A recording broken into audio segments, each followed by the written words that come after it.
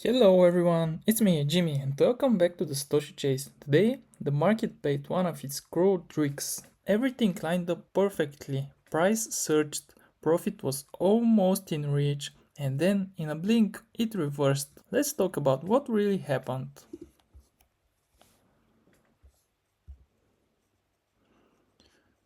So here's the truth. I was in Solana, take profit target at 190. The market surged up, nearly tapped it, and then collapsed back down. No execution, no locked in profit, just that sinking feeling as numbers flipped red.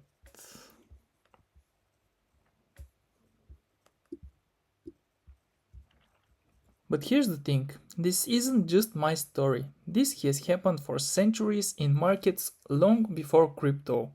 Let's rewind to 1907, the panic of 1907. The New York Stock Exchange lost nearly 50% of its value in just a few weeks. There were traders who thought they'd made it, only to watch profits vanish as liquidity dried up. Some were waiting for that perfect price to sell, but the market never gave it to them. Those who clung to exact numbers were wiped out. Those who adapted, who recognized that almost enough is sometimes enough, survived.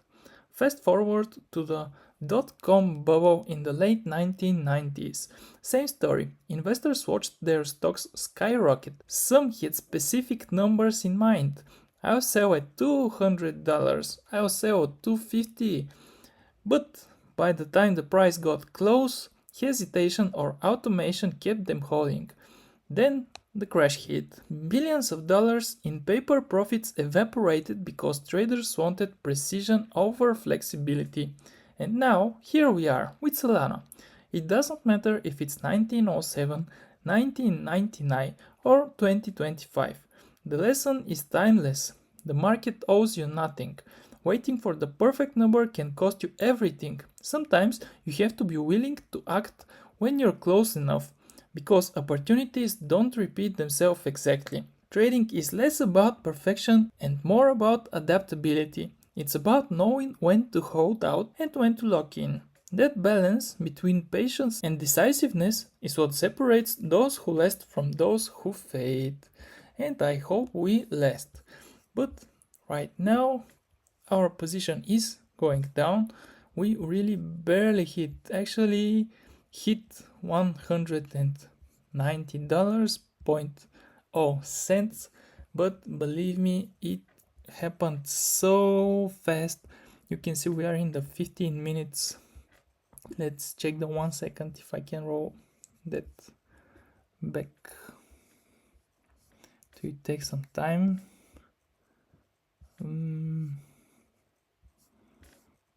No, I don't think it's going to show us those numbers because we are quite far.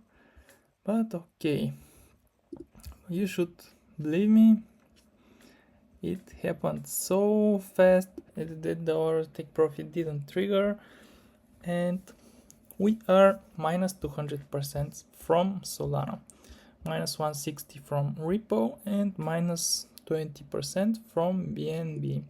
Our positions will remain as is. I'm not going to open any or close any. The idea here is to wait for Solana or potentially the other two coins. Most probably BNB will be in profit soon. We need only 2%. Our break-even price is 857. So at 858 we'll be profitable, which is not that far away. It's possible if Bitcoin says so, if the market says so, we are going to be profitable. Okay, this is the 15-minute chart, which is not really showcasing the situation. But what we can see from the hourly chart, we have a candle with big tail downside on the downside, which means it will probably go up. It's a sign that it's going to go up.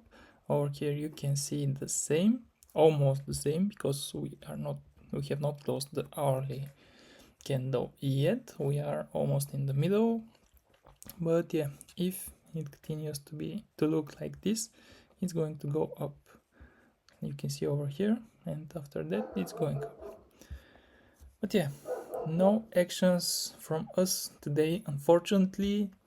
We could have landed another at least $2, but you see, we didn't reach our targets just because we were waiting for that perfect price, and we could have stepped away with profit.